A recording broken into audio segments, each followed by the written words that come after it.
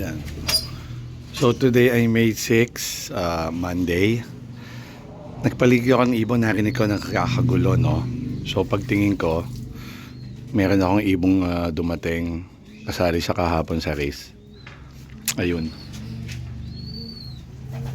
Yan, yung checkered hen na yan, no? So ang pinadala ko kahapon sa race ay 9. So ang nag-clock lang ay 3. Ang late na umuwi kahapon ay 3 din. So 6. And then today nadagdagan pa tayo ng isa, so 7. So missing tayo ng 2. I doubt it kung makakauwi pa yon, no? Dahil nga sa init na to, kung hindi pa nahuhuli yung ibon, baka hindi na umalis sa lugar niya, no? So yun lang. Ang daming club kahapon na nag-release, may mga island races pa, no? Talagang pahirapan. Sayang nga at 3 yung na-cut off kahapon. Pero lahat nagawa na natin, so the rest sila na bahala. So good luck ulit sa atin sa 2 laps pa. Yan.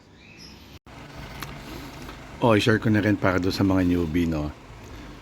So kung hindi naman ganun kadami ibon nyo, better kada lap inire-record nyo yung ibon nyo tsaka yung time of arrival nila, para pag naglabas yung club ng result, mamamonitor na agad kung may mali ba o may tama ba. Baka maya yung sticker ay na-assign sa ibang ibon, magtataka kayo, hindi naman nag-clock yun, bakit ganon?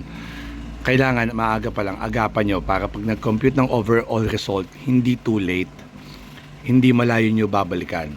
So kaya katulad ko, nilagay ko yung ring number ng ibon ko, no? Yung time of arrival at saka pang ilan ng standing nila.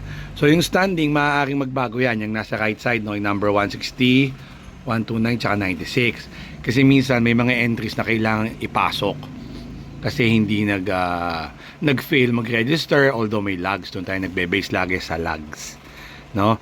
Walang ibang babasihan ng club kundi ang lags ng inyong pagkakaklak. So yun lang. Good luck ulit sa atin sa next lap.